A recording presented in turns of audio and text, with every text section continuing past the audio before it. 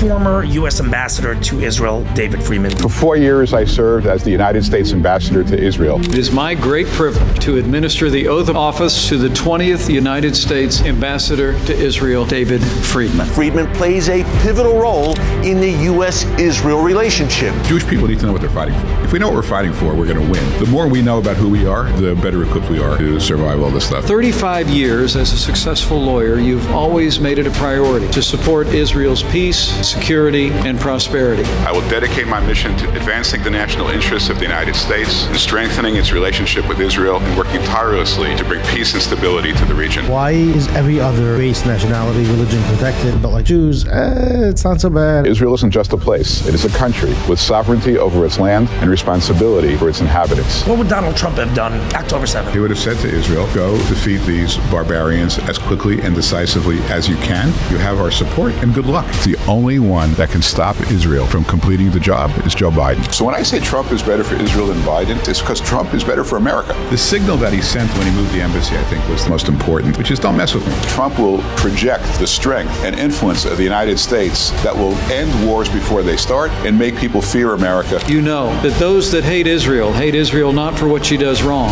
but for what she does right. It is this clarity that has inspired me to lead a new movement called One Jewish State.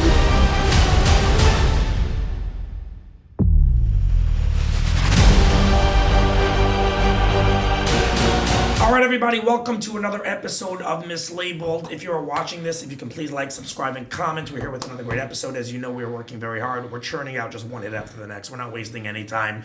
Here with my good friend, Shalom Wasserloff. Right now, by the way, I just bring in, anytime I have a big political guest, it's just like him, because he knows what's going on. So I just give him a call. Yeah, of course. Okay, we're here with a very special guest that I've wanted to have on actually for some time now. That's the truth. We're here with the former U.S. ambassador to Israel, David Friedman. David, thank you so much for coming on. I really appreciate it. It's my pleasure, Laibel. Good to be with you. Good to be with you, Shalom. Thanks. Pleasure. Yeah. I told Shalom before this podcast, I'm like, take control. Like we need him. We need him rocking and rolling. I think we have him. I think we have him full strength. I see he's got a list of questions there. Yeah. Can we just be clear that these questions have not been shared with me in advance, so that if I answer them well, people will be impressed. If I answer them not well, I have an excuse. Okay. All right? People ask me all the time, by the way, if this podcast is like how the process is. Like, do you share the questions? Do you cut? And I'm always like, I cut nothing. I share no questions. I have no idea what we're talking about. So let's we'll figure it out. Well, first of all, I'll tell you what we're talking about. If you could just hand me this book for 1 second. Sure. Guys, this is David's second book. First one was Sledgehammer. This one, though, came out yesterday, officially available to the public? Yes. Available to the public as of yesterday, One Jewish State. We're going to get into it. This book, I'm looking forward to reading this. I asked you, actually, for a copy of this, but you went to Florida, that. I wanted to read a little bit more, but we're going to get into the details of this book. But my understanding, the brief understanding as we spoke, was that the book basically discusses what can actually be an achievable peace solution between Israel and the Palestinians, and what it will actually bring. Yeah, and just let's get to the punchline so people know it is a book that advocates for Israeli sovereignty over all of Judea and Samaria. So in case people are thinking about how you're going to redraw the map, you're going to draw it at the Jordan River. Got it. Okay, fine. I want to get into that. I just want to give people a little background just because some may not be familiar. Where did you grow up? I grew up not far from here, North Woodmere. It's a couple of miles. I used to nice. I was living in North Woodmere, by the way, for the last 4 years. Great community. Yeah. When I grew up there... Rabbi Youngrice was there? No, my father was the rabbi of the conservative synagogue there, Temple Hillel, for 35 years. And when I grew up there were 5, maybe 10 observant Jews in the whole community. Wow. Very different than now. You know what's going on there now. I see what's going on there. There's like 9 shuls in 3 blocks. I see it. Yeah. Standard Jewish Orthodox community, like they start, and then there's politics within 3 years. 2 shuls on each block. No, it was not like that when I was growing up. This one's too religious. This one doesn't have good enough kiddush. I mean, there's just one thing after the next. No, we had more of a monopoly in those days. Yeah, I hear that. What type of home did you grow up in? Religious? You said your dad was conservative. So my father's a conservative rabbi. My father grew up in Borough Park, Orthodox home. We grew up in an Orthodox home. We all went to. My parents were founders of Hank in West Hempstead because my father and mother originally were in Lynbrook. And so I went to Hank until 8th grade. Then I went to what was called then High, which is now Hafter. It's the predecessor of Hafter. And my kids went to Hafter, so that's really my background. Then I went off to the center of American anti-Semitism, at least today, Columbia University. Yeah, It's not a joke. I have a good friend that's there right now. He told me what's happening there is it's absolutely crazy. it is mind-boggling, very disturbing. What do you see as an actual solution to this type of issue that's going on right now? So look. I mean, people ask me this a lot, and I don't profess to be an expert. A few simple things. In ascending order of priority, I would say much better immigration laws. There's a lot of people that are protesting that are probably here illegally, or at the very least lied on their visa applications. Just throw them out. Okay. Number two, going up, cut off funding to universities that don't protect Jews, that permit this kind of abusive behavior. Up one more level, I would say better policing. These people are committing crimes all the time. They're not being punished for it, so there's no consequences. Up the level, one more level, don't hire these people. Find out who they are and make sure that you don't give them any jobs.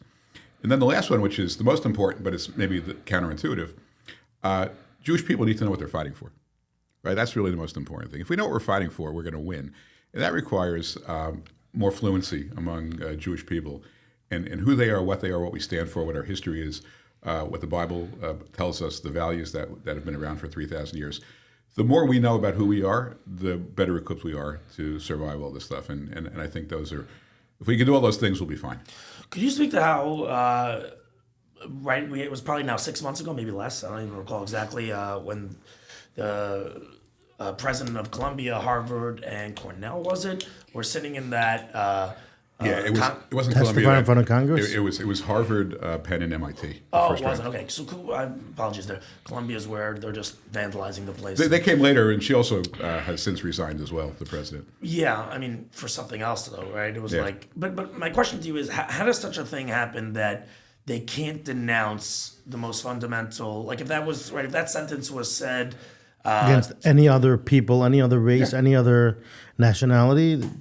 It wouldn't be a conversation. Would be game over. No, it never would have happened. There was an exception to every anti-discrimination law in the books for Jews. And that came across when someone said, is it against your academic policy to support genocide of Jews? And they said, well, it depends on the context. That was it. Now, these are people, amazingly, that were prepared for this hearing. They were preparing for a month by, lawyers that charge $2,000 an hour. And this was the best they could come up with. It's really shocking.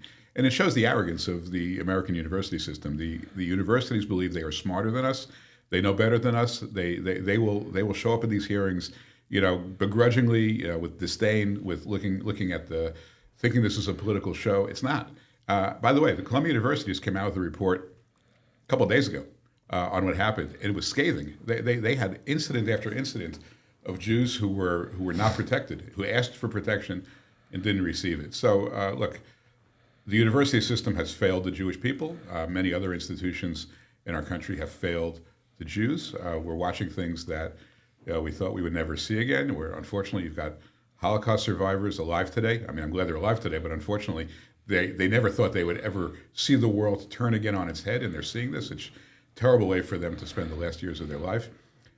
But it's a powerful point. But we have to. But hopefully, what this triggers in all of us is it stiffens our spine and makes us stronger. And if that's the outcome, it's actually not a bad trade. Like if we kind of understand who the enemy is, who our friends are, what we stand for, who we are, and we become more resolved to survive and flourish and lead the world, then it's all good. Very powerful point that you made about the Holocaust survivors spending the last years of their life seeing this. I never heard that before. That's like, imagine seeing that in 1938 Berlin, and now you're like, you think you were past it, right? You thought it was over. It's like man starts from dust and ends in dust. It's like like we say. It's why do you think it is that it's Me Too except if you're a Jew?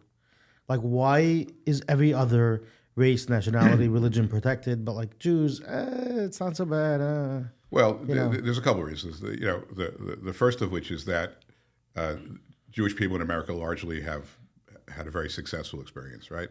So we can't point to the fact that we're living, in tenements. We're not underprivileged. We're not denied access. We don't have the underdog. We haven't failed, right?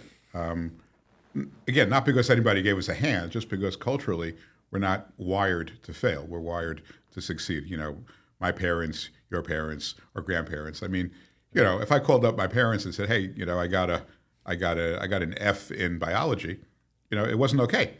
Like that just wasn't okay. Like I never, I thank God I never had to deliver a message like that. But I dreaded the idea of ever failing. It just wasn't something. David, I did, unfortunately. They say that the guys who got A's went to medical school. The guys who got B's went to law school. The C's went into became accountants or business, and the D's, they became politicians or entertainers. So that's okay. That's all good. But it's true. Like and then the second thing is that we don't fight for ourselves. I mean, how many leaders are there across the country for minority rights for other minorities? And they're doing what they should be doing. I'm not criticizing them. Who's fighting for the Jews? Like who are the political leaders that you see mobilize? When was the last time that Jews rallied? We had one rally in Washington just to kind of get it out of our system. Look, I'm not criticizing the Jewish people because we're going to school, we got jobs, we got things to do, we got families. But we could have 50,000 in Times Square like that. Yeah, maybe once, twice, 3 times. I don't know. I mean, and it may get that way. If people feel sufficiently uncomfortable, then maybe we'll get to that point. I feel like we have this, like, for generations, we have this, like, habit of, like, putting our heads down, keeping our heads down, like, stay civilized, don't rock the boat, Don't draw attention to yourselves. It's a mistake. It is a mistake. History tells us it's a mistake. We can't go back to that again. We can't relive that. Let me ask you this. Obviously, you're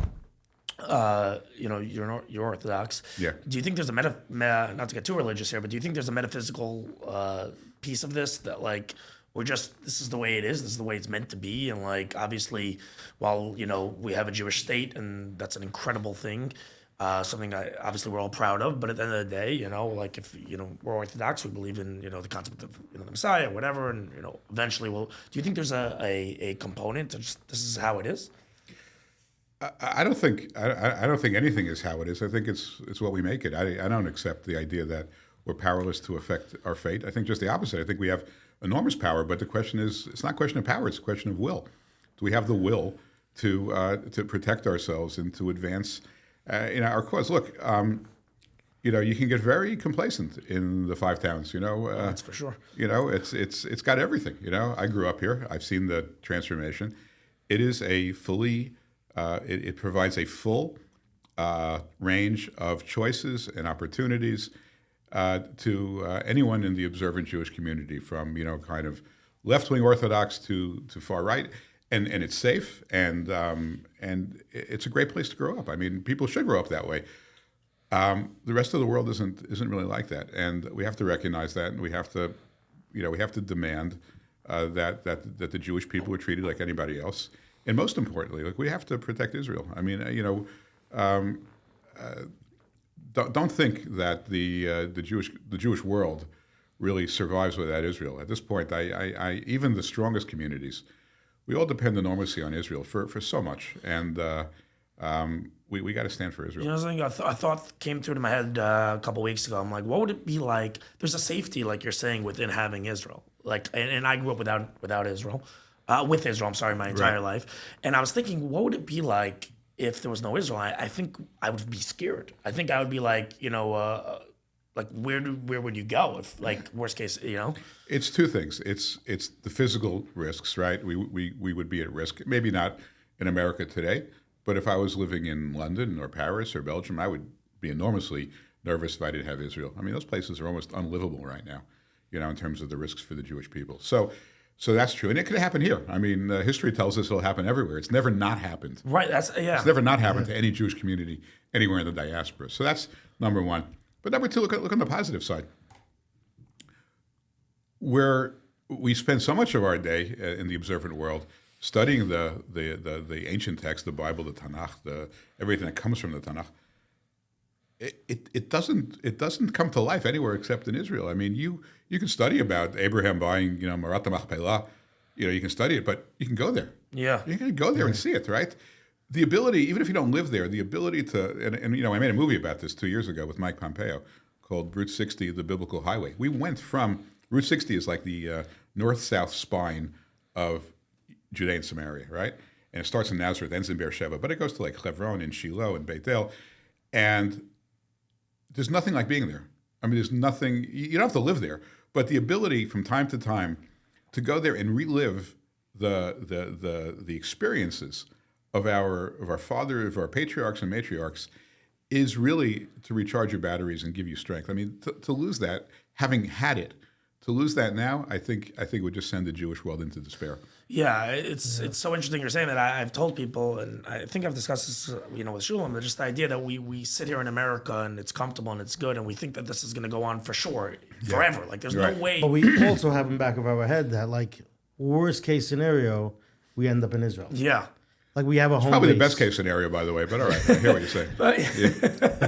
But that's the idea of what I was saying beforehand. That's exactly what I was saying. Case scenario. But I was saying that, like, as far as like that thought process of not having. Here's the only problem, right? I don't know where you guys live, but if you live in a house, right, I can guarantee you, if you sell your house in the 5 towns or wherever you live, and you try to buy a comparable house in Israel, you'll be at least $2 million short. Yeah. Right. So So if you want to protect yourselves for, look, you can live in a small apartment for the same price, but real estate there is more expensive. Yeah, that's definitely it. It's Jerusalem's also that what we've done, what we have done, in the last 75 years is truly remarkable. It's absolutely remarkable. And the fact that the world would rather side with a group of terrorists who've actually done absolutely nothing with the land they were given and the billions and millions of dollars of aid to build a bunch of tunnels versus a thriving economy that's given to the world.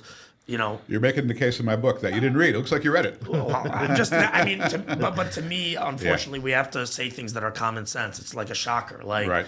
And that's the state of the world. All right, everybody, just want to give a quick shout out to our sponsor for this episode, CubX. CubX is an IT company that personally does my own IT. I've recommended these guys to multiple of my friends. They have come back with nothing but rave reviews. These guys have fantastic customer service. There are no hold times. You call, you get through, they fix your problem immediately, and they are truly a group of talented IT professionals. They service specifically companies of 5 employees or more. They have a special division for companies with 500 employees or more, and a additional division specifically dedicated to the healthcare field, which is an area that they particularly specialize in. If you'd like to get through to them, you can reach them at 732-444-8771. Press 2 to get through to the sales department. You can also email them at hello@cubx.com. That's hello@cubx.com. You can also check them up online at cubx.com. Again, that's cubx.com. If you're a new company that's starting out and need a great IT team, definitely reach out to these guys. Or if you're an existing company that is currently not happy with your existing IT firm, I would highly recommend this group. Thank you so much, guys. Back to the episode. I wanted to obviously get into the whole political, your time in the Trump administration. Obviously, that's a given and a lot of what's going on in Israel right now. But I first wanted to could you give a brief overview of what happened, your career and what happened before you got into the Trump, administration? Sure. Well, so I was the B student that went to law school, right, instead of the A student that went to medical school. People said to me, "When did you decide you wanted to be a lawyer?"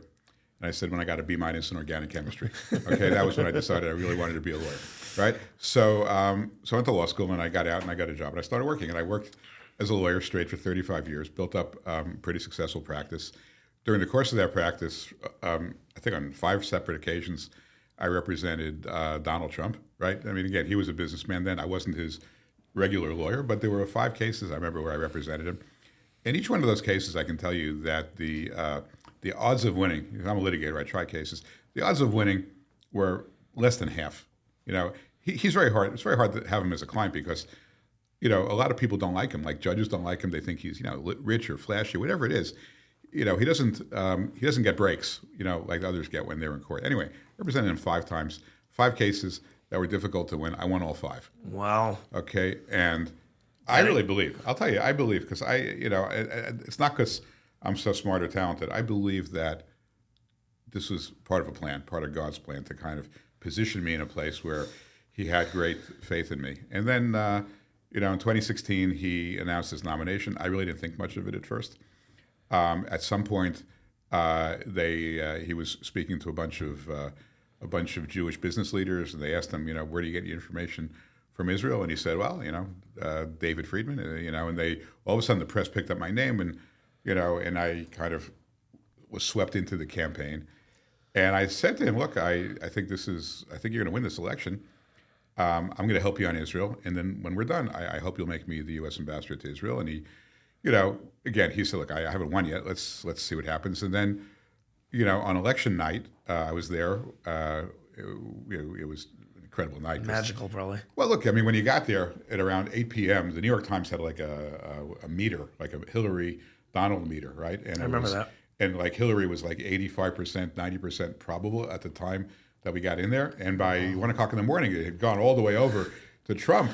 And by 2 o'clock, he had won. And, but as we were watching it happen, as you're watching just that meter move, it was pretty incredible. So I went home, 5 o'clock in the morning, took a shower. I was with my kids, my wife, took a shower, ran back to Trump Tower at 7:30 in the morning, got no sleep, and I snuck in there because I know lots of people in the building.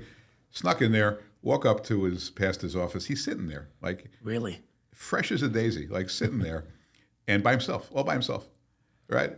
And I walk in there and he waves me in, and he's saying, can you believe this? And I said, I can't believe it. We're talking about like how incredible this is. And then I just said to him, look, just want to remind you, I ran back here just to remind you because I'm sure other people will come to you too.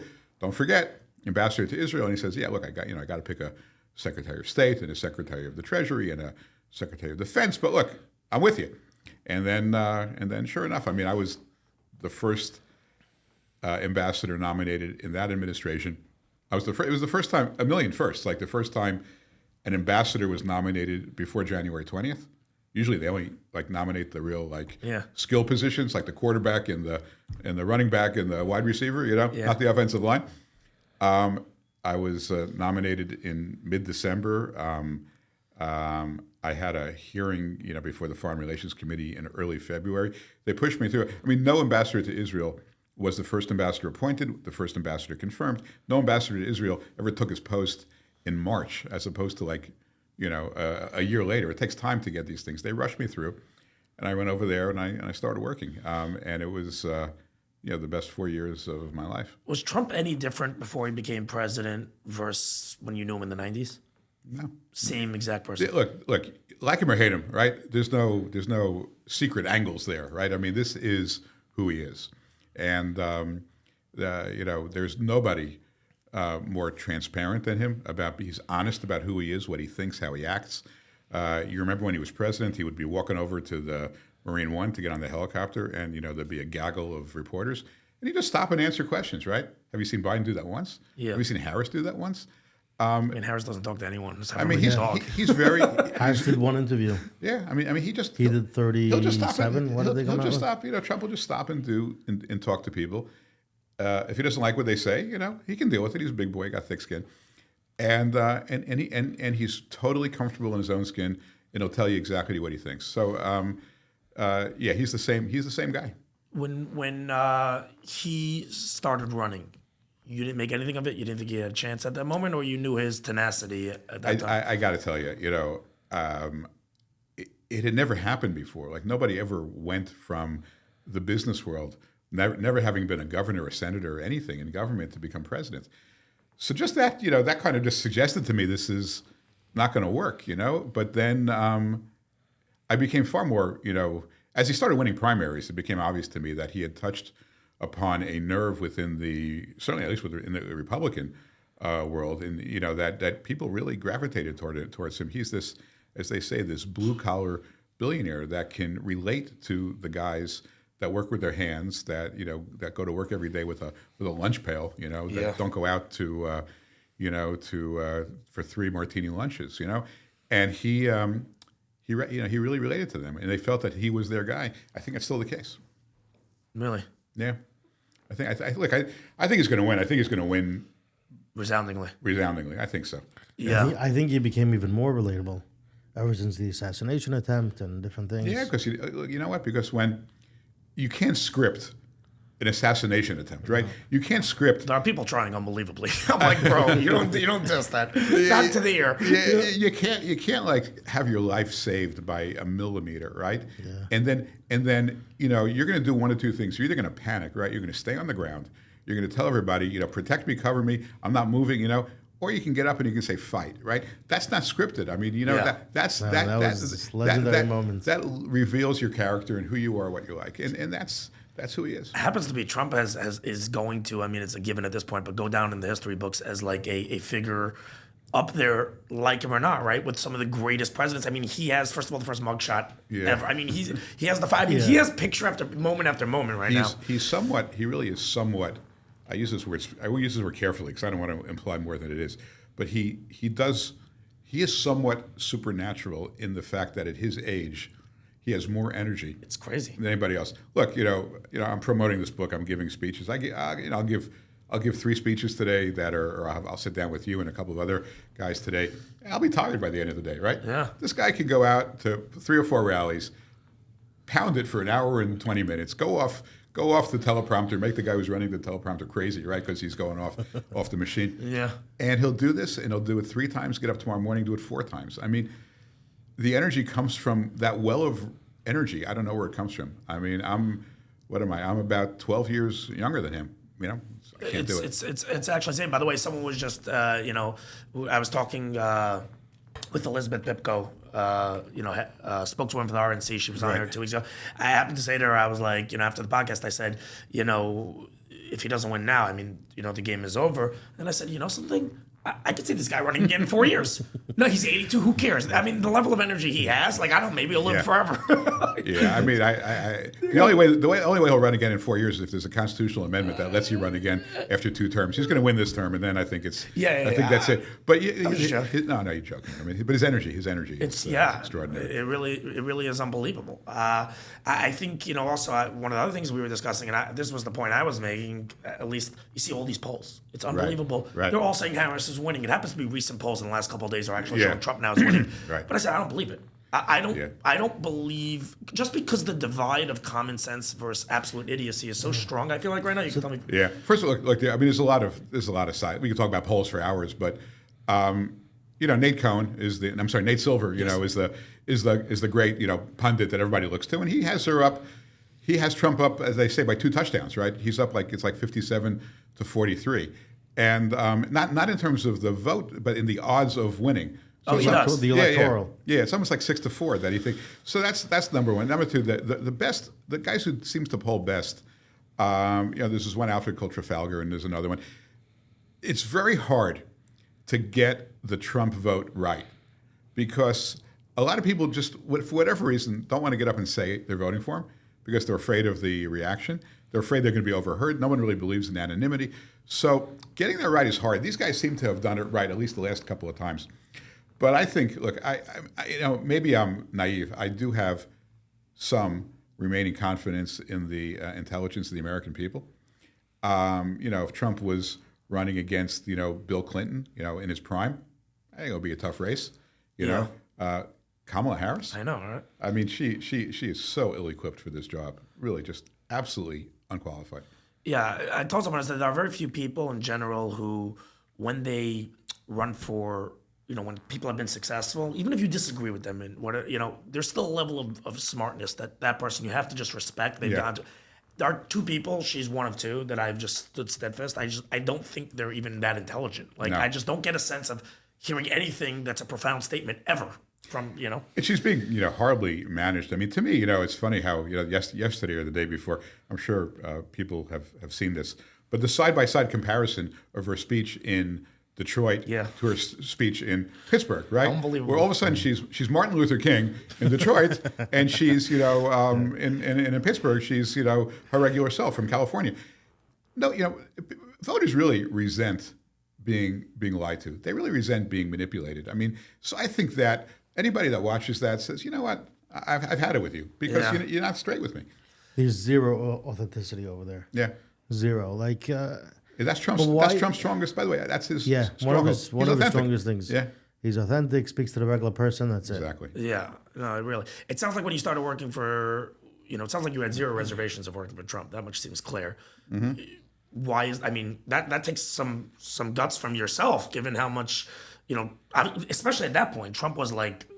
People were obviously saying, "Oh, this guy's saying." They were saying crazy things. I mean, some people are still saying crazy things, whatever. But then it was like. you had more of an argument. Now anyone who compares him to like Hitler or whatever, it's like, okay, you're an idiot. He was the president 4 years. He didn't try to become a dictator then. Like, Right. Then it was like, all right, fine. There was still nothing. But you didn't have any worries then? I didn't. I knew him well. Right. I knew him well for 20 years. We had had some real serious conversations over the years about Israel, why it was important. I say this and I talk about this in my first book, but we were sitting in a room like this one day waiting for a meeting to start, and I had just bought an apartment in Jerusalem. This was like in 2004, and I'm going, I had nothing else to do, so I'm going over the floor plans that the designer had sent me, and he looks over the shoulder because he's like a builder. He goes, "What is this?" I said, "It's the plans for my place in Jerusalem." He says, "Wow, it's a big place. It's like a 5,000 square foot apartment." He says, "What'd you pay for this thing?" So I tell him. He says, "Are you crazy?" He says, "You spent that much money in Jerusalem?" He said, "Why don't you live in the five towns? Go get yourself a house on the beach in East Hampton, and go there every weekend. Why would you want? This is crazy." So I said to him, Donald. Those days it was Donald. Donald, for how many years have people been fighting over real estate in East Hampton? And he says, "What are you talking about?" I said, "Well, in Jerusalem, for 3,000 years, they fight over every single inch. Every single inch of land in Jerusalem is the subject of disputes and claims and cross claims. Which do you think is more valuable, Jerusalem or East Hampton?" He goes, "I never thought about it that way. That's interesting. That's an interesting point." and so we had lots of discussions. But I thought he would be good. Did I think he would be this good? I was confident about Jerusalem. I mean, if you look at the press release, when I was nominated, I said I look forward to serving my country from an embassy in Jerusalem. That was on the table from even before he took office. Ramat HaGolan, the Golan Heights, was I sure about that? No, and we never even talked about it before I went into office. The Pompeo doctrine, which is that reversed 50 years of State Department law. Saying that the Jewish people have the right to live in Judea and Samaria, earth-shattering, right? Did I know we would get to there? Did I think we would make peace with the Emirates and Bahrain and Sudan and Kosovo and Morocco? No, who'd have thought that? I mean, So I didn't know how good it would be, but I knew that we had the right guy to get us there. Were you personally involved in helping convince him to get the embassy moved? Every day. Every day. Oh, well, yeah. I mean, I would. Yeah. Listen, I mean, you won't find another human being who was more involved in that particular task than me. I worked on it every day. I went, it's a long story, and it's in my first book, Sledgehammer. But yeah, and look, the punchline of it all was we had a final meeting in the Situation Room. It's a conference room. It does not look like this, but it's a cool room, right? It's underground in the White House. And it was he was sitting at the head of the table, and we had the Secretary of State and Defense and the CIA and me, and that was pretty much it. And he said, "Look, we got to make a final decision." And we talked about it. Everybody was against it, other than me. Mike Pompeo then was at the CIA. He was for it, but his agency was totally against it. And what I said to him, which really I think was the linchpin, I said to him, "Look, the world is watching. You made this promise. Everybody else made the promise too, but no one expected them to keep it. You're supposed to be a different kind of leader, a different kind of president. You made this promise, and the whole world is watching. And the question is, who are you going to stand with? Are you going to stand with an ally, or are you going to somehow, cower in fear from threats of rogue nations? You're afraid of the Palestinians. You're afraid of the Jordanians, Syria, Lebanon. I mean, these are rogue actors, and Israel's our strongest ally. And you promised. And if you do this, if you move the embassy, it's not just going to be something that I'm going to be thrilled about and the Jewish people will celebrate and the evangelical Christians will celebrate, but it's going to be heard in Moscow and Tehran and Pyongyang, all over the world, that the American president stands with its friends and does not fear its enemies." And that's what it's going to say. And what I've said since, I said this, I was with him in Nashville 3 or 4 months ago, and I was asked to introduce him. And what I said was, what was happening in Nashville? National Religious Broadcasters Convention. So you guys weren't at a music festival or anything? We were. No. But it's a big deal. I mean, it's a big deal. When I hear Nashville, I'm just like, I'm coming. I'm thinking Broadway. It wasn't that. It was mostly evangelical Christian and some Catholic and some Jewish broadcasters. And what I said to him was, when the history books get written, with some perspective, not the ones that are being written now. And they asked the question, why were there no new wars during the Trump administration? The signal that he sent when he moved the embassy, I think, was the first, maybe the most important signal, which is don't mess with me. Don't tell me what I can and can't do. Don't tell me that I have to be afraid of people that I don't like. I'm doing this because I promised to do it, because it's the right thing to do, because the American people voted on this thing through Congress, 20 years ago, and no one did anything about it. I'm going to do it. I'm going to fulfill the will of the American people and try to stop me. And I think that message, put the fear of God in Russia, in Iran, and in China, and we had no wars, right? We had no wars. And then as soon as Biden comes in, the world is on fire because nobody is afraid of America anymore, and nobody respects America. I'm just thinking about what happens if Kamala, God forbid, wins. I say God forbid because I really think it's a God forbid. Tell me what you think. Trump obviously always says, every election really since the beginning, from when I can remember, it was always the most important day in the history of this country. Yes. This one, I actually feel it. Yeah. Do you think this is different than every prior election? I think the range of outcomes here is far more extreme than at any other time. Trump versus Hillary. Trump was better, but Hillary was a real person. She was totally experienced and had probably the skill set to run the country. Maybe not the way I would have liked it, but I don't think we would have fallen into massive disrepair. Trump versus Biden. Assuming that if we knew now what we knew then, if we knew then what we knew now about how sick Biden was, we would have realized that was also a potential disaster. But we didn't know because he hid in the basement, right?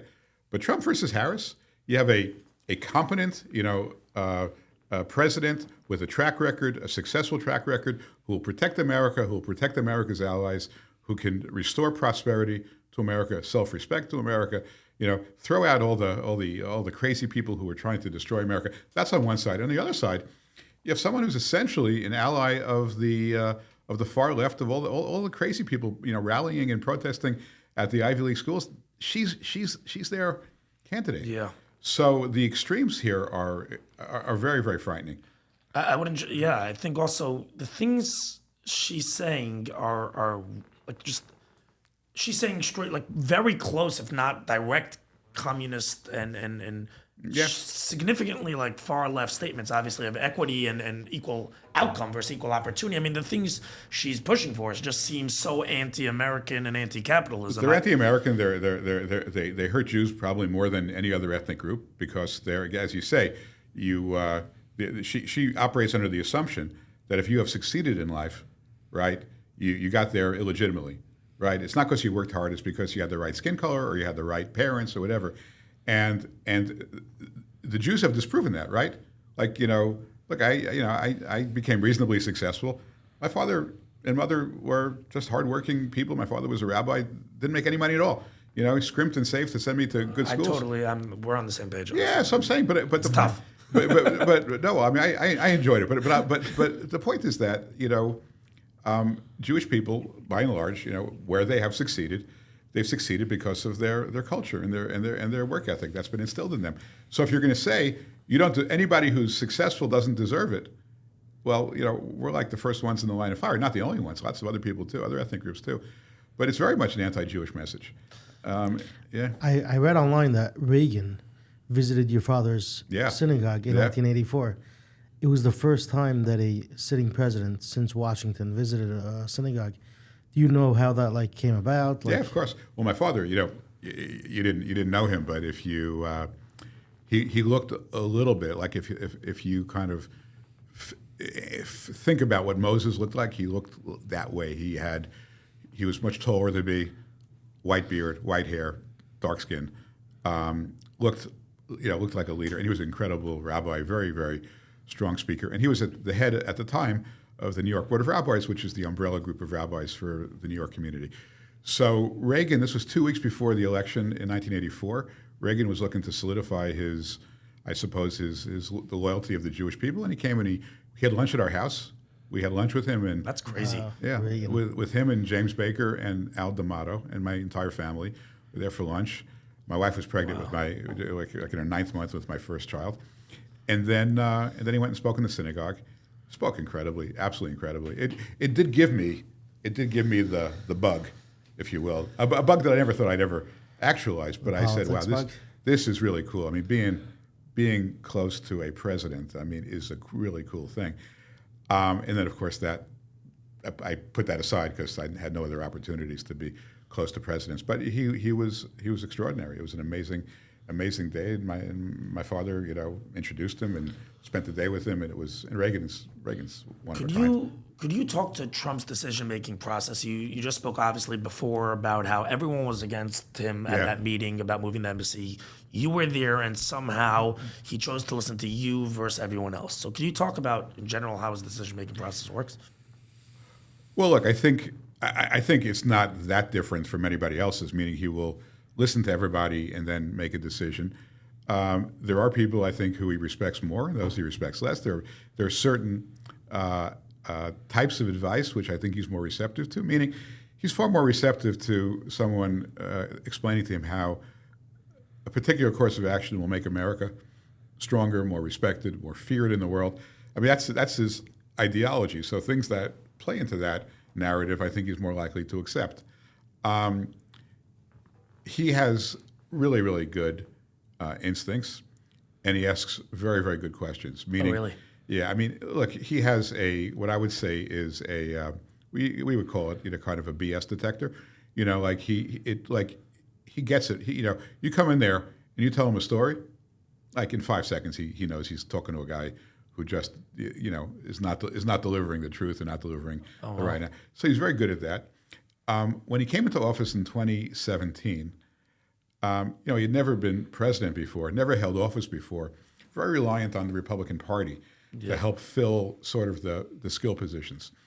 So, he started off with Reince Priebus as his chief of staff, and Rex Tillerson as his Secretary of State, and James Mattis as his Secretary of Defense, and H.R. McMaster as his national security advisor. Those are really the critical positions in the government below the president. None of them were his people, right? These were people that were recommended by the smart people, in the Republican Party.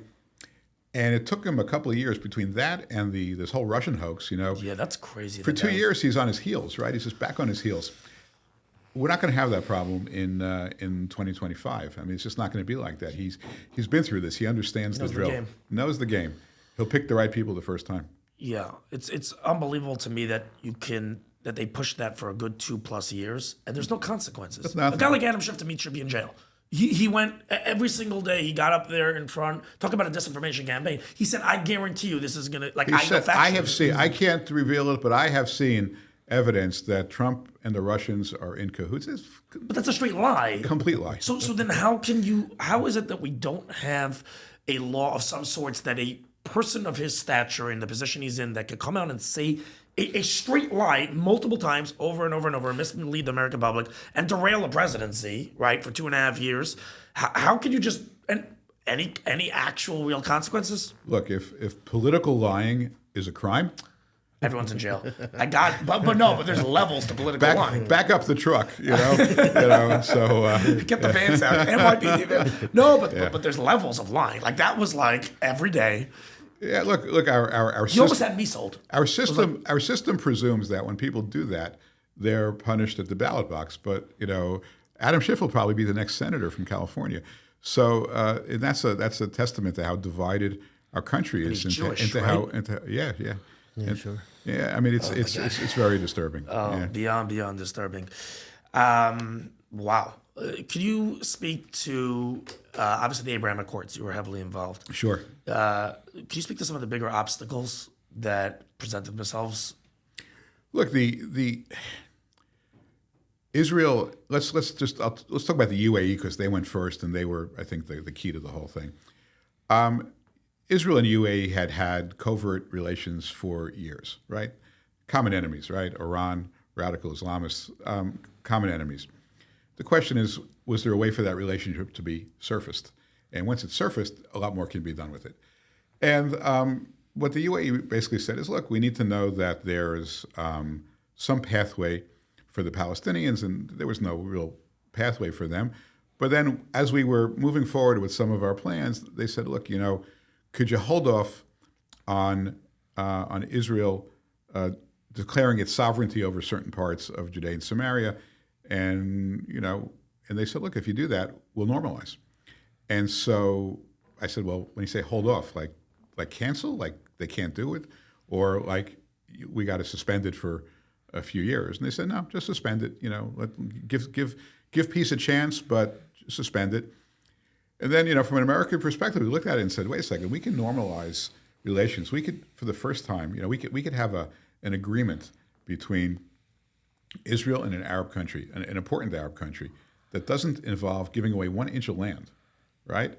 And Israel doesn't have to do anything; just has to agree, and they have to agree. And Israel will do it, negotiate with Palestinians, and see if anything comes with it. But that's it. And there really weren't any significant obstacles. We got this deal done in 3 weeks from the time that we started talking about it. And in 3 weeks, that's crazy. In 3 weeks, the number of people that knew about it, you could count on 2 hands. You could count all the people from the U.S., Israel, and the Emirates that knew about it, and it didn't leak. And the key was that it didn't leak, because if it would have leaked, it would have prompted the opposition before it even got announced. Wow. And we shocked the world. It was August 13th of 2020. We had the announcement, and we shocked the world. And the cool thing, was about 15 minutes before we went live with this announcement, we were all in the Oval Office, and we were about to get ready. We were going to we were going to bring in the press and make an announcement. And somebody comes running in and says, "What are we calling this?" And, well, what do you mean? He said, well, you got to call it something. There's the Oslo Accords, there's the Camp David Accords. Like, what are you calling it? There was no name? No name. We did this very That's unbelievable. No name. So The whole thing was 3 weeks? 3 weeks. We had no name. We Changed the course of history. We didn't think we needed a name. I mean, it's good to have a name, but no one thought of it. So 15 minutes beforehand, this general, who's of Puerto Rican descent, a great guy, comes in and he says, "We got to have a name." I said, "Well, has anybody thought about this?" He goes, "Yeah, I have." I said, "What do you think?" He goes, "Abraham Accords." I said, "That's great. That's great." He goes, "Yeah, Abraham, father of Islam, father of Christianity, father of Judaism." I said, "It's brilliant." So we had to call everybody, get their okay for it, and then we announced it. And then Trump says, "We're calling this the Abraham Accords. I would have preferred the Trump Accords, but the Abraham Accords is a good name." He said, and then he says, "He's great." And then he says, "It's funny, David, tell everybody why we're calling this the Abraham Accords." Right? And literally, I hadn't thought about it at all, other than and we've got 100 million people watching this, and he says, "Tell everybody why we called it." And I said, "Look, well, he's called Abraham in English, people of the Christian faith, Ibrahim in Arabic for the Muslim faith, Avraham in Hebrew for the Jewish faith. He is the human embodiment of of peace and normalization between people of all faiths." And it just came up. I just it takes a professional to shoot from I hadn't thought about it for a second, and that was then we went off and running. But look, the Abraham Accords are they've been mangled by the Biden administration, but in a way that people don't understand. Yeah, how so? So people think, they're mangled because Israel doesn't treat the Palestinians nicely, or because of this war in Gaza. The people, the countries that support Israel, the Abraham Accords came to be because the countries that wanted to normalize with Israel admired its strength, and admired its relationship with the United States. They said, you know what? Israel has this relationship that is so critical to the region, to the stability of the region. How do we get in on it? How do we join this circle of trust? And that's, frankly, that's what the Saudis saw as well. So Biden comes in, right? He starts criticizing Israel. He starts handcuffing Israel in this war in Gaza. He starts talking about a two-state solution, and all these countries go, this is the wrong way. Because they're fighting the same enemies. The Emirates, they're also fighting the Muslim Brotherhood. It's the same as Hamas. The radical Islamic terrorists. Jihadism. I think that's what it is. Yeah, it's jihadism, and it is as much of a threat to Morocco and to Bahrain and to UAE as it is to Israel. And so what they're looking to Israel is the regional superpower that is fighting the common enemy. Biden comes in and he weakens Israel, and they go, well, this deal's not as good to us anymore. So, people think, the Abraham Accords haven't advanced because of Israel. No, America, the democratic view, and it's been like this for a long time, is you pressure Israel, and the way to peace in the region is to pressure Israel for the United States to show they're even-handed, as between Israel and its enemies. And it's exactly wrong. Yeah. And we proved it wrong, right? We were the farthest thing from even-handed, right? Jerusalem, Golan Heights, Judea and Samaria. Nobody accused us of being even-handed. We supported Israel. What did we do? By supporting Israel, we created the Abraham Accords. I was honored to. I never said this even publicly at all. I don't know why I didn't push this. I really should, but I was somehow landed on the same list as you, which is humbling. If that's the humbling, hilarious, unbelievable. I don't know which word of being one of 13 Jewish people to officially endorse Trump. I think I was first, right? You were first, yes. Yeah. But I was probably 11th, but I was still one of 13. Yeah. I mean, I'm a 30-year-old schmuck. Like, let's just call it what it was. And there I am. You're a 30-year-old, okay? But I always like to say that so I don't get too ahead of myself. But they asked me for a statement. Right. So I gave a statement, and I said that in a world where right now, for sure, where outcome and results are the only thing that matter, Donald Trump is the one who is focused on outcome and results and nothing else. And I don't think, good point. Yeah, and I don't. But that's the difference between a politician and a businessman. Businessmen want results. We got to do a real estate deal. Got to close the deal. There's nothing. What happens in between makes no difference. Do we get what we want? And Biden is focused on the in between. And how do we make everyone feel good? Your result sucks. He's process. It's all process for him, right? It's process. You're 100% right. I think that's a really good way of putting it. That's all anybody should care about, right? Who cares how you get there? Yeah. Right? Good outcome, great. Bad outcome, bad. Nothing else matters. But I feel like Biden has been like that for years, trying to pander to all sides, make everyone feel good, and it just doesn't work. He's a talker. I mean, he's just a talker. That's what he's done his whole life. He's gotten up and he's talked. And occasionally he's spoken well, occasionally not so well, but that's all he does. His entire currency are words, not actions. Kamala? She's not even a good talker. She's frightening. I mean, that's whatever you saw in Biden is going to be so much worse. Yeah. What do you think? How do you think Biden handled October 7th and his response since? That's a good question. Early on, like the first couple of days, when he flew to Israel and he sent the aircraft carriers in, I got a lot of heat from my friends on the right because I publicly thanked him for doing it. I thought it was, and they said, "You're making a mistake. He's going to turn." I said, "Well, when he turns, I'll turn." Yeah, but if you do something right, I want, I love that. Yeah, we have an idea of a concept of hakarat hatov. You recognize people. It's not all partisanship. But he turned. He did turn. He turned, and he turned badly. He began to micromanage this. He began to think about it within the election year.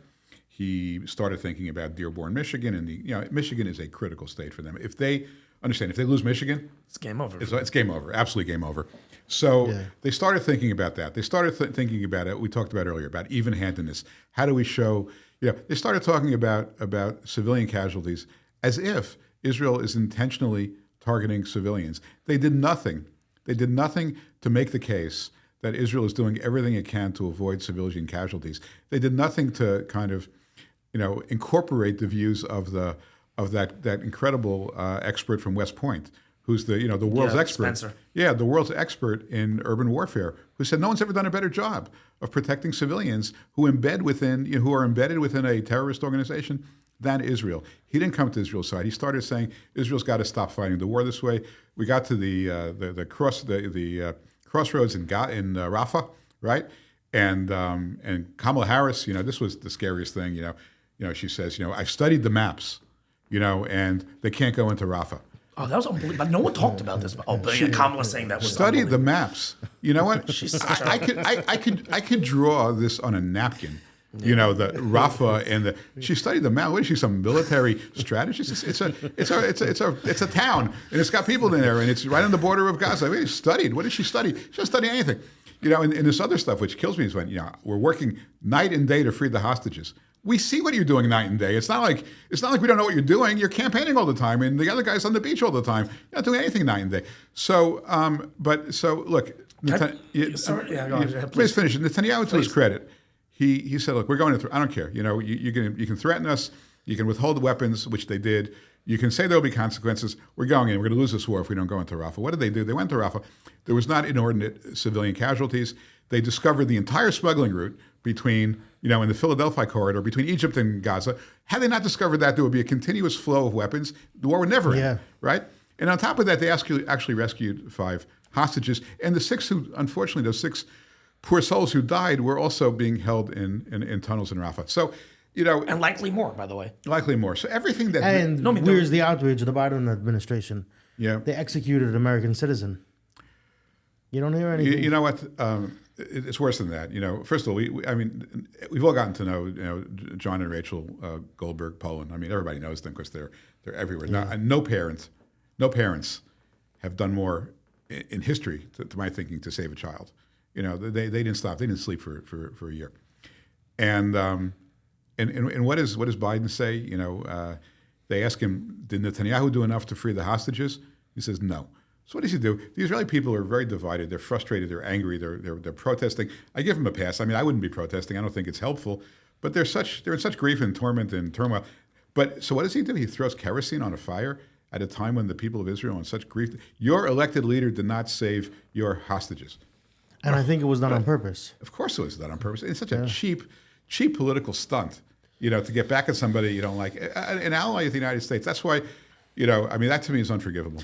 Well, one other thing that I noticed was, and to me it's actually unreal, that Obama, Biden, all these people cut from this cloth. They're great at trying to make set red lines. Biden, Tehran, don't. All this BS. Israel to Israel, if you go into Rafah. Has anyone noticed 2 different things? Number one, Israel went into Rafah and has done exactly what they said they would do. Yeah. If you're at least going to keep your word, right, and you were that strong, at least now go back to Israel and be like, we're not holding arms, and we are holding arms. I'm sorry, and show that you mean business. If you're going to make a promise, keep it, right? That's one. Yeah. And I would say, secondly, is that they sat there saying, Israel's going to kill so many civilians if they go into Rafah. They haven't talked about the fact that everything was fine. They got rid of they moved the millions of civilians. Well, they'd have to admit a mistake, which they're not going to do. It's just unbelievable. That's just unbelievable that there was all this frenzy for 2 months. They held up Israel. They held up Israel for at least 2 months, and every other week, whether it was Blinken or Sullivan or Austin, they'd show up in this war cabinet, right? What are you doing there? What do you guys have to add to this? I mean, micromanaging. Go here, go there, don't go here. Tell me how this is going to work out. How many people are going to die here? The goal is to win the war. Minimize civilian casualties as best you can and win the war. Any country in history that has won a war in an ethical way has done exactly that. Kill the enemy and try to kill as few civilians as possible. And that's what Israel was doing. So the real question is, what is the Biden administration's goal in this whole thing? That's really the question. What is their goal? To get Michigan. I mean, that's all. Yeah. So when you're Michigan. when your goal is to get Michigan, you end up one day you're like this, one day you're like that. Go in, don't go in.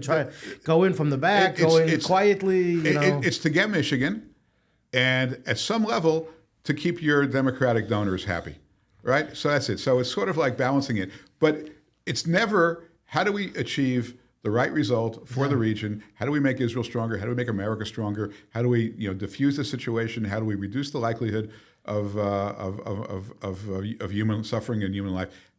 It's always about, okay, we're going to have to show some love here to get Dearborn. We went a little too far. We got to show a little bit more here. You saw what happened yesterday. I mean, Merrick Garland indicted Yahya Sinwar. Okay, why did it take 11 months too late. That's my first question. Yeah, you ever see the movie? Because why? Because the Department of Justice was busy prosecuting Trump. It's true. It's a good point. They're busy with Trump, so they finally take a break from Trump. They're like, okay, when we're done with Trump, we'll get to Sinwar. Okay. Did you ever see? You guys a little bit young for this. You ever see the movie Animal House? No. You didn't see it? No. Oh, you got to see it. Anyway, there's a good scene there where this guy says, the circumstances here require a truly futile and stupid gesture. And that's what this is, a truly futile and stupid gesture. You're indicting Sinwar for terror financing and for being a terrorist. Okay. Did you indict Iran? I mean, they gave the most money. No. Did you indict the UN? UNRWA was partnering with Hamas. Yeah, of course. Did you indict anybody in America for turning, you got to indict yourselves because you turned the money back onto UNRWA that we had cut off. And as you say, 11 months later, and by the way, exactly who's going to serve this guy with the process, right? I mean, It's comical. Anybody who can serve him is going to kill him. Like if the Israelis can find him, they're not going to serve him with a subpoena. They're going to kill him.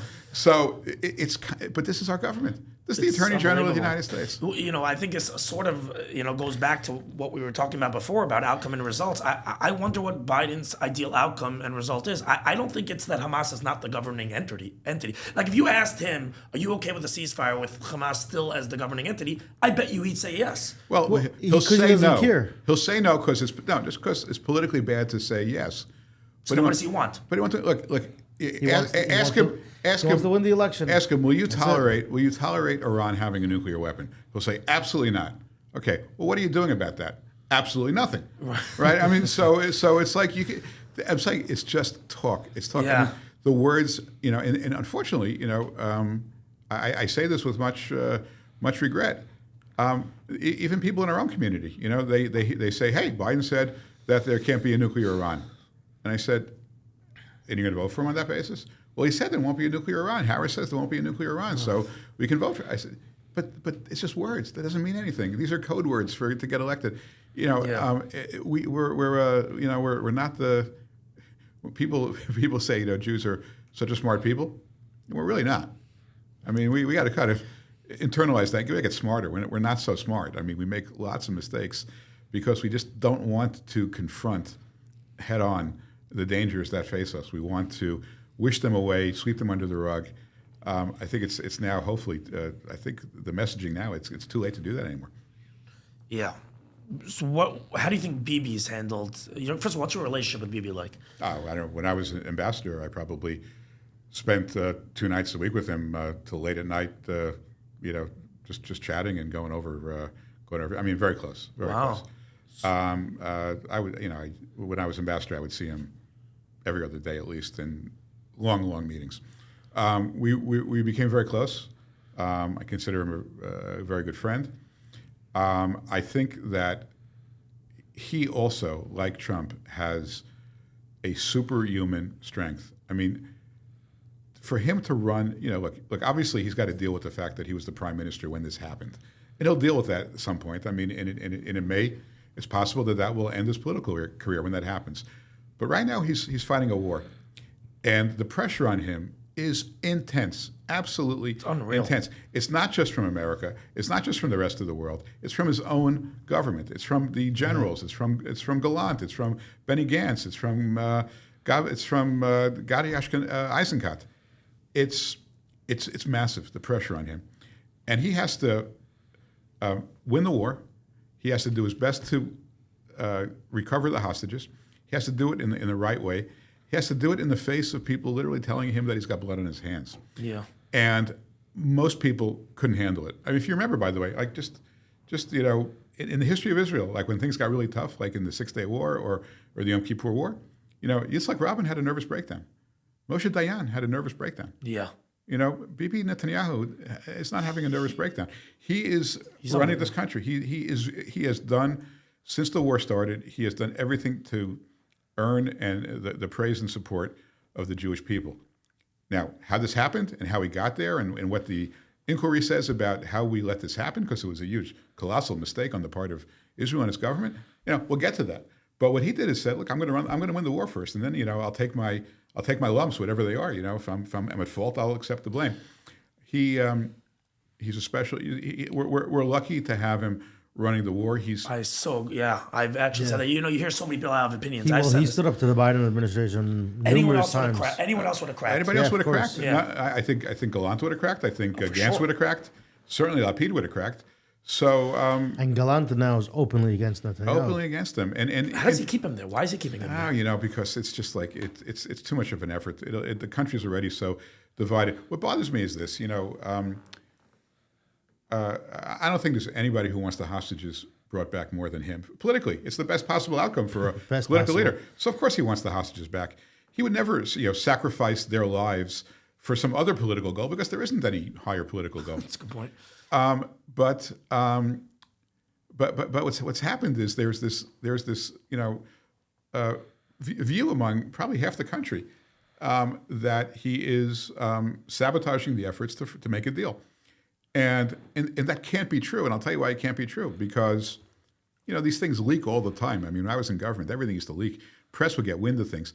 So what was the deal? Like, how many hostages were going to be released and when?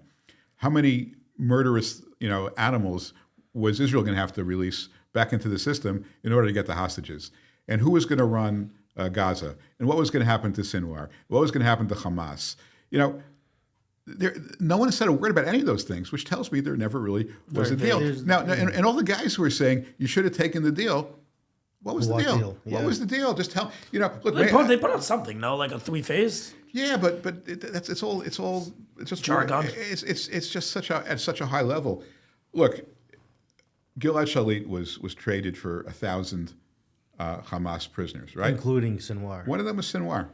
Now you have to ask the question, and it's hard to ask, and it's difficult and painful. That's what I was going to ask you. Yeah. Was it the right thing to do? Well, the question is, who should be murdered in the future so that the people now who are suffering should be freed? I don't know the answer. I'm not smart enough. I don't think anybody's smart enough.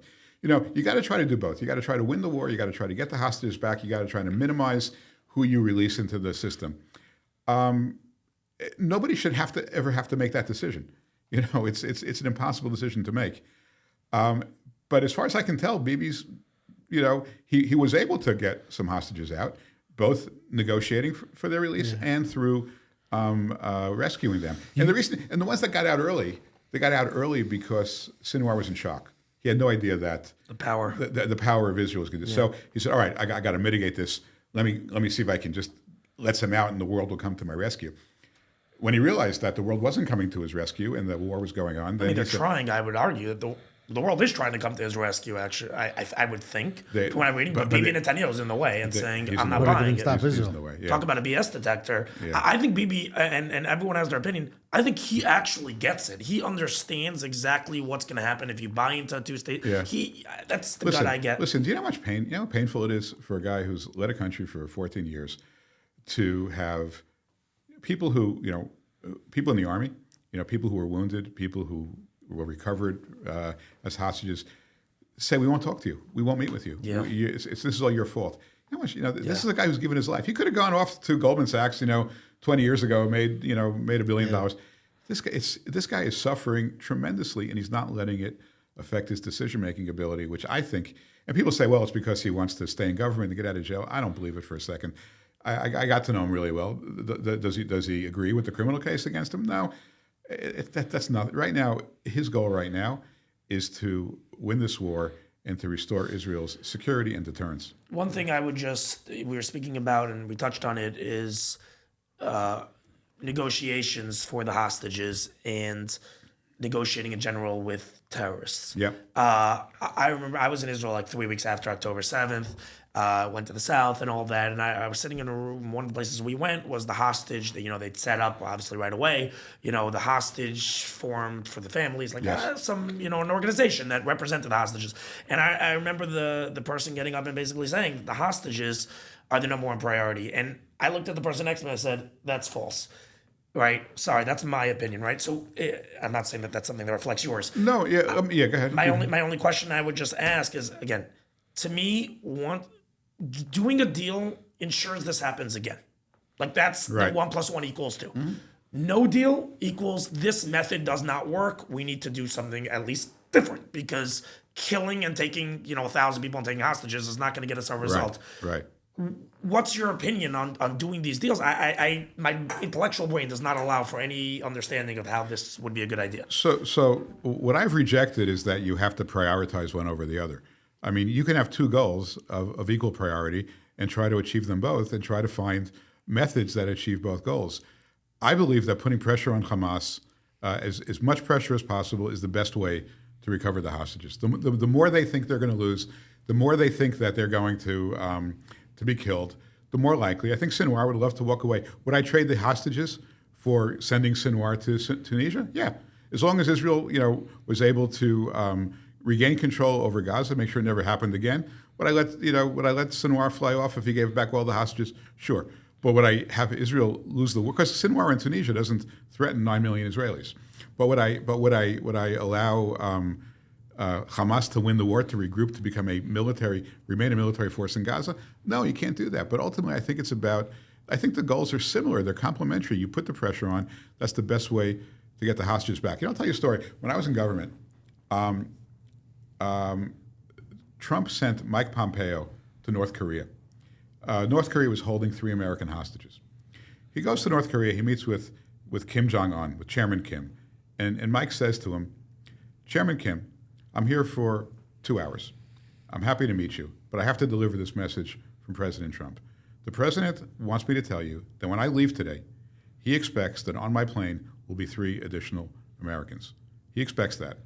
And now we can talk about something else. Pompeo's getting ready to leave. Truck pulls up. The 3 Americans are there. Wow. Right? There is a way to recover hostages, okay? And it's not by negotiating with rogue actors. And this is America's fault. This is really America's fault, Biden's fault. They have established a symmetry.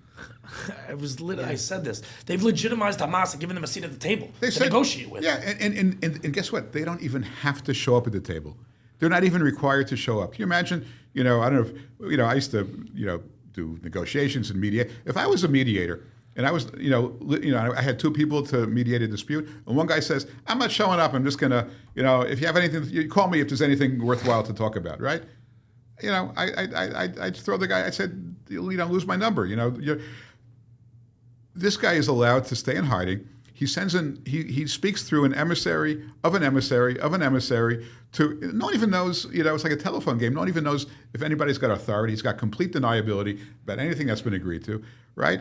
And we're letting this guy sit over here. And over here you have Israel, Egypt, Qatar, the United States. We've elevated Hamas into a regional state actor, And it's insane. All right, everybody, want to give a quick shout out to our sponsor for this episode, Ice Shaker Incorporated. For those of you that have been following Mislabeled, you know that we had Chris Gronkowski on. This is his company. They were on Shark Tank, offered a deal by all 5 sharks. They have sold over 1 million bottles to date. Kitchen grade stainless steel, which does not absorb odor like all plastic bottles do. If you are a workout junkie, this product is for you. Third-party tested. Will hold ice for 30 plus hours and keep your drink cold. Additionally, this is customizable for all employers for their employees and can make for a great gift for a friend. Turnaround time on custom bottles is 3 to 5 business days. To reach out to them, you can hit them via email, info@iceshaker.com. That's info at ICESHAKER.com. Or reach them by phone, 817-329-6478. Again, that's 817-329-6478. A customer rep will direct you to the correct sales department. Now back to our episode. Right, so it's funny. I was interviewed recently by a newspaper, and so whatever, I saw a question him about my position. I'm curious what your thoughts are, and is that we have legitimized Hamas by in any other world. When Al Qaeda went and flew the planes into the World Trade Center and killed 2,800 Americans, this wasn't a conversation of, let's have a negotiation. It was, you're done. Like, that's it. You're gone. Yep. And in this case, Biden and the U.S. have basically said to Hamas, like, we can actually play ball here. And that has given them, almost the Palestinians and Hamas, some sort of leg to stand on. Like, we are a legitimate force and we have a right, and our self-determination excuses, our terrorism, effectively. Yep. And now it's kept them, to me, if the U.S. would have said, Hamas, you leave Gaza immediately, or we will we are giving Israel full permission, and stood by Israel the whole way through, Hamas, the game is over for them. But do you agree with that? That what would Donald Trump have done? He would have October said 7th. He would have said to Israel, 8th. He would have said to Israel, go defeat these barbarians as quickly and decisively as you can. You have our support diplomatically and through whatever ammunition we can give you that you need, and good luck. Good luck. I mean, that's what else. What else can America say? Get the hostages out if you can. Okay, we're not pushing for a ceasefire. If you want a ceasefire, we'll try to help you get one. But you're in charge. This is your problem. This is your attack on your people. Go. We're with you. We're going to play a secondary role. And that's what, once Sinwar would see that Israel was uncuffed, unhandcuffed, unchained, I think it would have been different. So you think that Israel should walk away from the negotiating table right now? You know what? I'm not close enough to it. I don't know. Look, if you told me, if you told me that they were on the cusp of, Hamas surrendering, giving up their arms, leaving Gaza, hostages all being released, and some number of terrorists being sent off to Tunisia or someplace like that in a way that could be managed. I'm not going to say don't do it, because again, it's a really, really tough decision. But I highly doubt that that's on the table. I feel like there's a Sinwar right now is the key. Like when they killed Ismail Haniyeh, I felt like that was such a blow. Like there was a thing like that was like obviously it was done in Tehran. I mean that was some heavy shit. Excuse my language, but that was some neat shit. But my thing really is that like I feel like Sinwar is that last group. They killed Deep. They killed all these. I feel like Sinwar is obviously the leader. Last holdout. I feel like if they kill him, I think it could end the game. I do feel like that's. You don't think Merrick Garland indicting him is enough? I think he's about to come out of hiding actually and say that he wants to be tried by a jury. He's going to show up like this. Put the handcuffs on. Yeah. David Friedman, the comedian. He also a comedian now. No, but it's truly to me. It's unbelievable how there's become an equivalency in some sort. By the way, what it did is it legitimized also these protests. People are running around with the Hamas flag, and people say, "Wait a second, you're holding a Hamas flag. How could you do that? You're siding with terrorists." And so, what are you talking about? They're terrorists. America's negotiating with them. Israel's negotiating with them. They represent their people, and they're freedom fighters, and we're with them. And it's if it wasn't for sort of the, you can make a really good case if Hamas ends up at all intact from this. This was an astounding victory for them. Yeah. And we gotta make sure that doesn't happen. I think the only a win is Hamas is not a governing or military entity in Gaza. Total obliteration. It's just unbelievable. You know what really pisses me off? That you have Americans and these people sitting in the White House telling Israel like what they are able to do or not able to do. And just honestly, I don't know if there's anyone watching this, but this is my opinion. Honestly, Israel's been told, I feel like, the Jewish people have been told for who knows how many years now, 3,000 people. I mean, we go to the Bacon speech. We've been persecuted in every single land. We've been told since Israel, the founding state of Israel since 1948, right, that this isn't possible. And that's not possible. This is what people tell me that things aren't possible when I was in 8th grade and 10th grade. Honestly, like, enough is enough of telling Israel what is and isn't possible. And they were saying it, obviously, Rafah, you're going to kill. And they keep on proving them wrong and wrong. So honestly, like, just shut the hell up. Like, that's the truth. That's what I feel like. Like, just because you can't do it and it's unattainable in your mind. Well, the most ridiculous argument is that, Hamas is an ideology and you can't kill an ideology.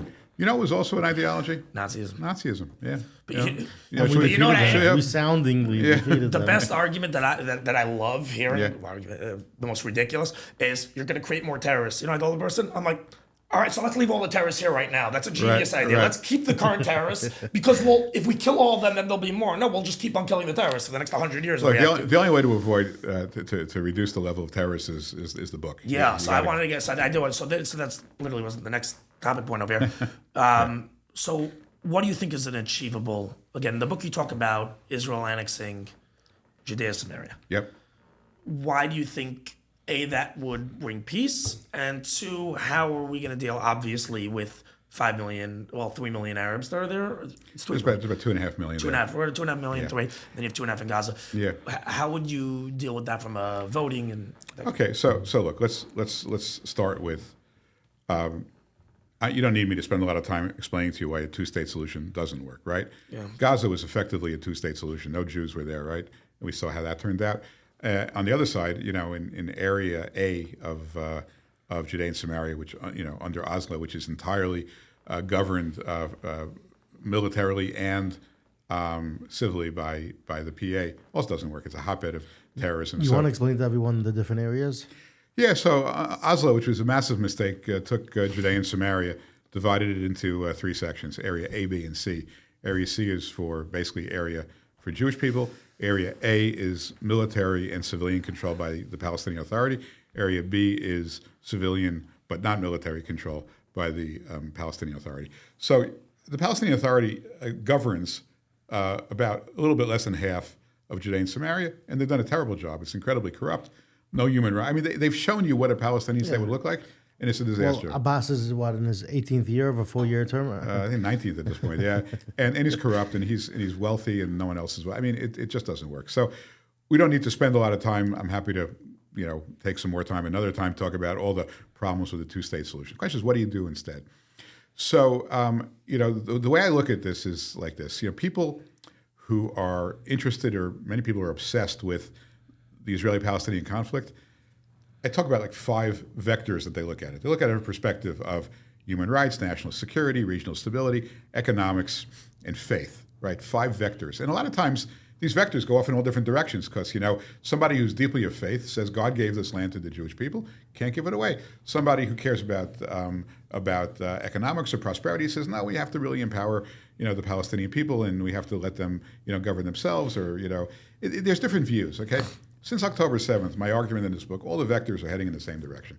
Because we know we can't have number one, we know we can't have a two-state solution. Number 2, we can't have a vacuum, right? The vacuum will get filled by the worst. The vacuums are always filled by the worst actors.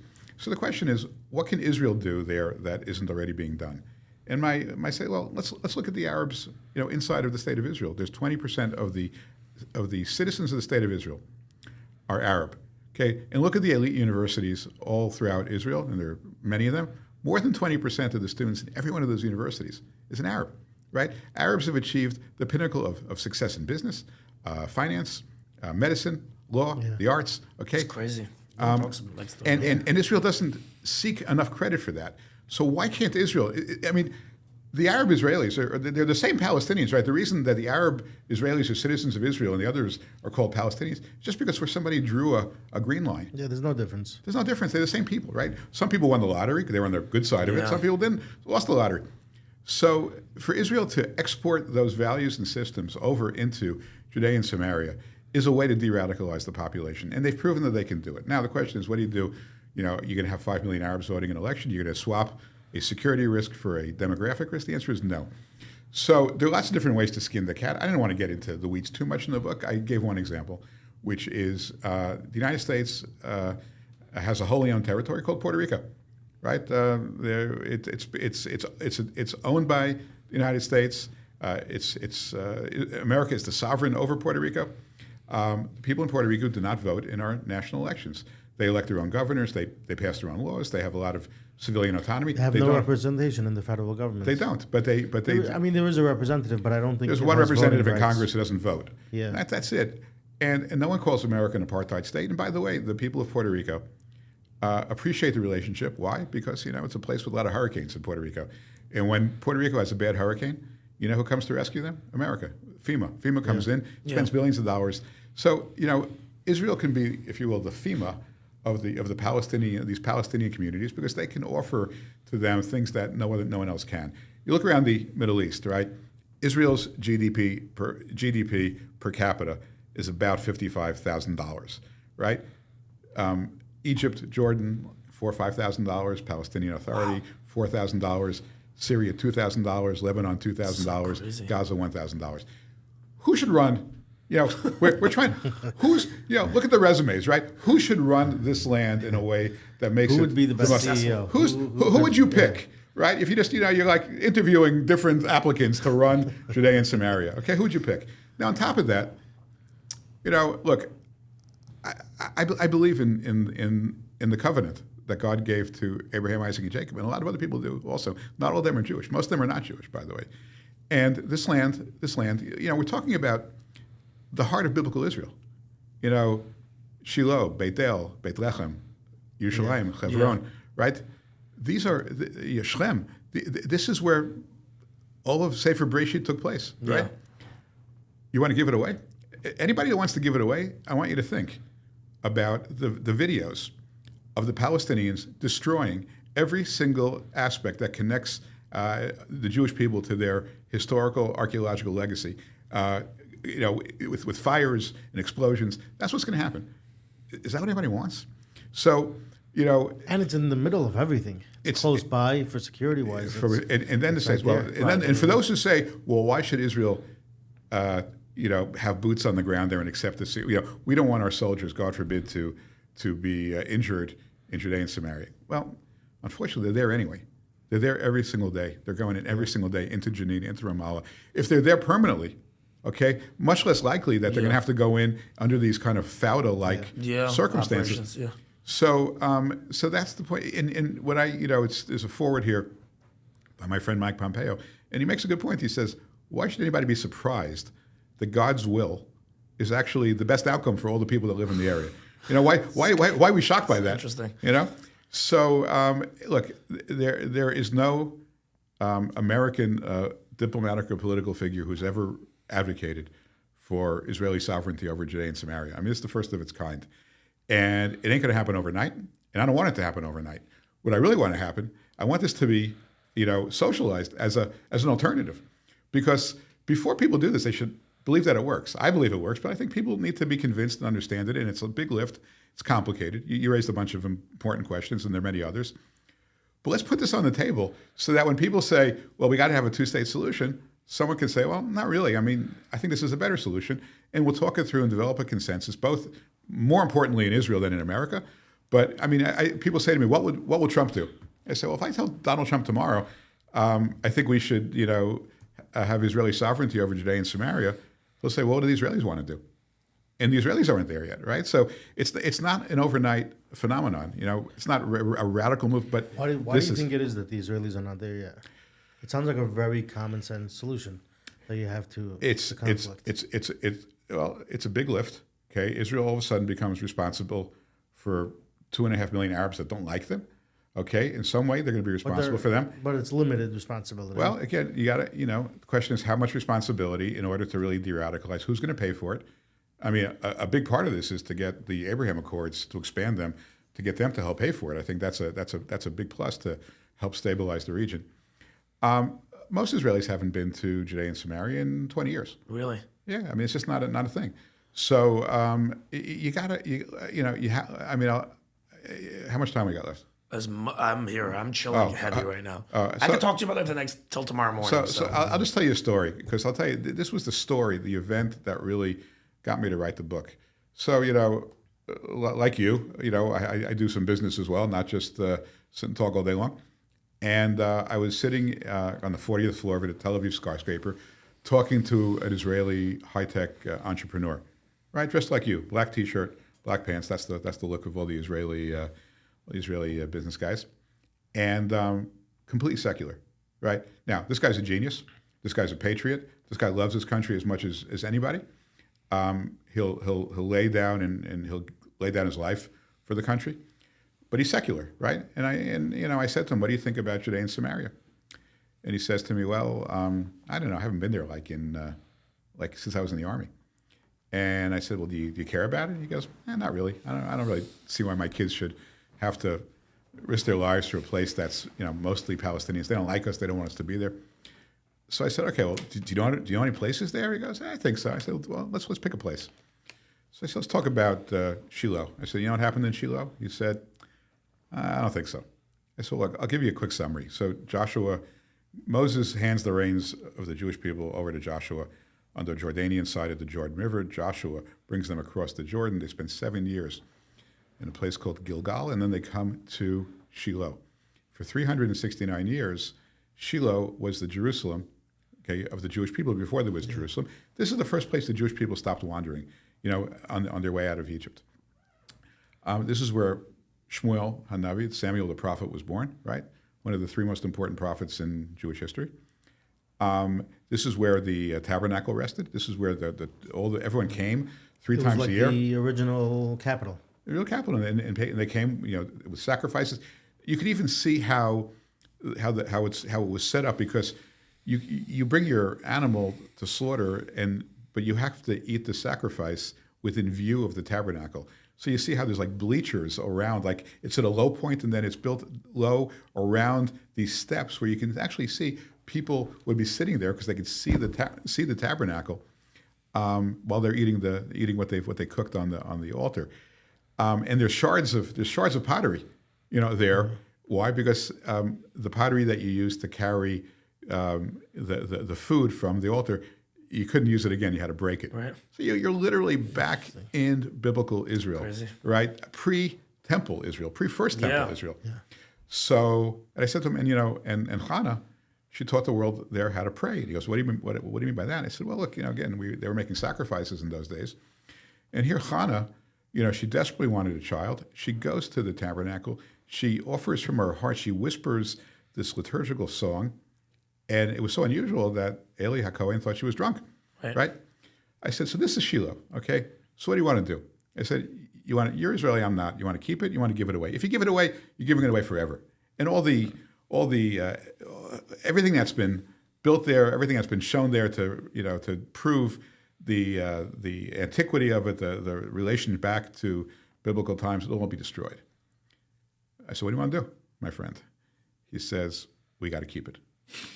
And I said, what do you mean? What do you mean? He goes, we got to keep it. I said, but 5 minutes ago. But the Bible, why? It's in our DNA. It's who we are as Jews. I said, the Bible, you don't think it was written by God. You got other great books. You got the Iliad, you got the Odyssey, all these books I read when I went to Columbia. What? He goes, no. I don't care who wrote the Bible. It's our book. This is our book. This is our legacy. This is our DNA. This book has sustained us for 3,000 years. We can't give it away. He says to me, would you give away the Washington Monument? Would you give away the Statue of Liberty?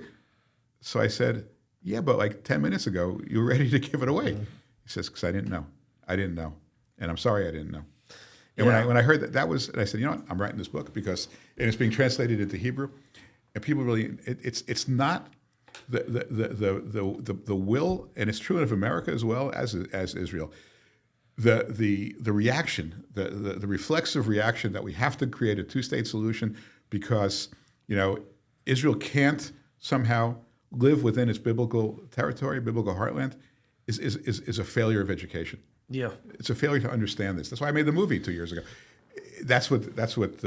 I think also one of the great things about, again, Trump and the business acumen is that the idea of being willing to think outside the box. So many times, right, we constrain ourselves to the prevalent school of thought that that's the only outcome, and if going super counterintuitive is almost not a solution. And then it's like if you just stop and open your mind for a second. Yeah. Actually, right, they say, if I'm not mistaken, I think you're probably the right person to ask on this, but that the entire Abraham Accords approach was a counterintuitive idea of the Palestinians don't need to be the first ones for peace. We could go. It was called the outside in approach, and that was our view. Proven to be successful. Yeah. Yeah. One other thing is that why is Israel the only state, like the whole West Bank is a argument. The last time I checked, Israel was attacked in 1967, right? Mm-hmm.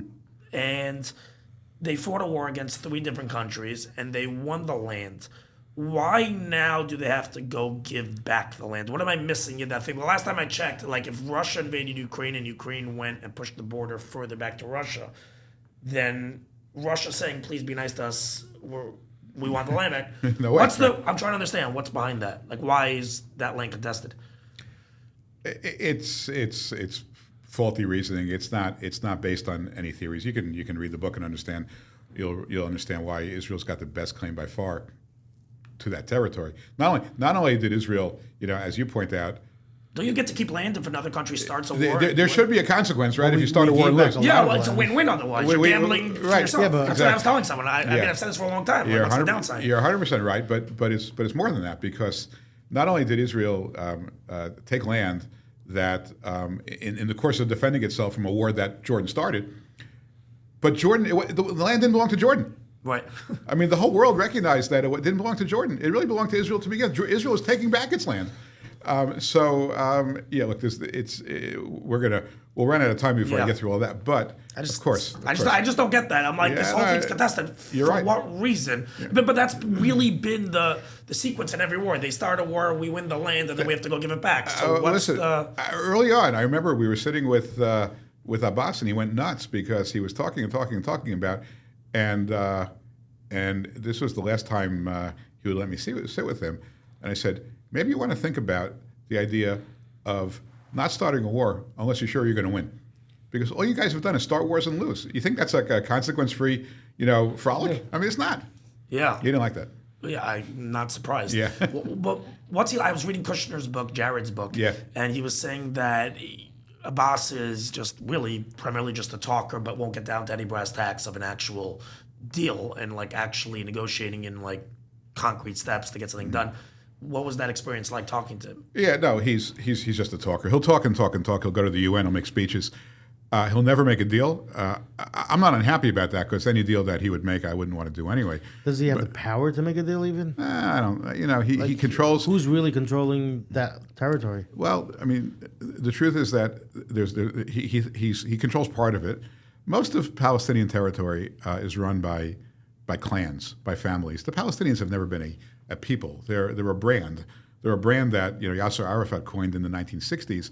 When the Jews gave up, because Jews are Palestinians too, right? I mean, there were Palestinian Jews, sure. and Palestinian Arabs. When the Jews gave up the brand and said, "Well, now we're Israelis," he said, "Okay, I'm going to pick up the brand. Palestinian means Arab," and he went with that. And of course, at that point, the only motivation he had was to kill Jews and destroy Israel. But so the families. There's some very large families that have control over their particular kind of turfs. A lot of them don't accept the rule of Abbas. He couldn't deliver, but doesn't want to deliver either. He's made his money. He's given it to his kids. He's given it to his friends. He's on the last. He's on the, fourth shot of the 18th hole right now. Yeah. I mean, he's relatively done, and it's sad. Yeah, that's the thing. You always hear about two-state solutions as if there's someone to negotiate with and to There is lead the no other Palestinians. state. No, but there's no one to even lead them. Who are you There's gonna- people. Yeah, look, There's no and state. just let's leave with this. There is a Palestinian state. It's called Jordan, right? Jordan was initially part of the mandate for Palestine that was given to the British, and it was supposed to be, under the Balfour Declaration for the settlement of the Jewish people. And the British, early on, 1946, took 72% of the land earmarked for the Jewish people, and they gave it to Jordan. And 60% of the Palestinians, 60% of Jordan is Palestinian. Is it run by a Palestinian? No. Right. It's run by King Abdullah, who's a Hashemite, right? Are they complaining there? From Saudi Arabia or something. Yeah, no one's complaining. I mean, all the people that are complaining about Palestinian rights and Palestinian rights, the most Palestinians in the world live in Jordan. They're living in a dictatorship, and they're ruled by somebody who's not Palestinian, and nobody cares. Two last questions. One is, why do you think you, Jared, Avi Berkowitz, etc., did not win a Nobel Peace Prize? I don't know. I wasn't in the room. We were nominated. I guess that's better than nothing. There's the folks that make those decisions would rather give the Nobel Peace Prize to Adolf Hitler than to Donald Trump. I mean, it's there's no chance. We're not their favorite people. Last thing I wanted to just ask you is Jared Kushner. Obviously, he came into the administration like Trump, totally from the business world, and Jared obviously was 35. Mm-hmm. What a position to find yourself in. Obviously, what is his skill set like, and how did he do? From you're obviously much older than him. Like his character, how did that play out? As far as he was a gift to all of us, really, from God. I mean, he came in brilliant, determined, serious, organized, thoughtful, creative, deeply loyal to Israel, loyal to me, very much so, which I appreciate greatly, and really willing to, as you pointed out, it's a cliche, but really willing to think out of the box about alternatives, and really willing to challenge the Arab world. The first trip Donald Trump made, most important trip he made, he came to Israel, but before he came to Israel, he went to Saudi Arabia, and this was Jared's orchestrated all this. He went to Saudi Arabia, he spoke to 50 Muslim nations, and the president said to these countries, look, America is prepared to be your best friend. We're asking you two things. Number one, radical Islamic terrorism is coming from your countries. Don't let it leave. Don't let it come on my shore. Okay, don't make me be the one that has to fight these radical Islamic terrorists. You fight them. You keep them out of our backyard. Number two, give up the fantasy of destroying Israel. It's never going to happen. Those two things, and you will find that we will open doors together that we've never done before. Incredible speech, and it led to all kinds of great things. unbelievable. Okay, David, first of all, I want to say thank you so much. I mean it, like, my pleasure. unbelievable. Guys, one Jewish state. You want to sign one? Absolutely, we're going to do that in a second. Yeah. I need a nice letter about me. No, I need a good wish. No, but for real, one Jewish state out. We're It's now out? Amazon for sure. Amazon, wherever you buy books, Blue Door, locally, all over the place. Okay, I'm actually looking forward to reading this. Shabbos read. Easy. Today's Wednesday. What are you going to do on Thursday and Friday? Thursday and Friday. That's a fair question. I mean, I have to get sleep. I don't sleep. I work from 10 a.m. to 11, but I really do look forward to it. Sunday there's a quiz, so just make sure. First of all, tonight you asked me what I'm doing tonight. Tonight you're coming to tonight. Yes. So there you go. All right, guys. Peace and love. On to the next episode. David, thank you one more time. Should we sign it on air? Yeah, absolutely. Okay, let's do that. Absolutely. I was actually thinking the only way this could actually probably actually work is if Trump wins. If Trump doesn't win, there's no way this plan will ever. Right. Yeah. you know, versus if Trump wins, then you actually have a guy that could actually implement. Yeah. No, 100%. I appreciate this. Thank you so much. Really. Happens to be Trump's signature, by the way, is how long has he practiced that signature for? That's unbelievable. It's not a signature, it's an EKG readout, actually. It's just like that. It's an EKG readout. Yeah. Oh, I love this. Okay. Okay, to Laibel, thank you for your important voice. I mean, thank you so much, really. My pleasure. Here's the world, really. Okay, guys, on to the next episode. I hope you enjoyed. Please comment. Tell us what you think. Peace and love, everyone.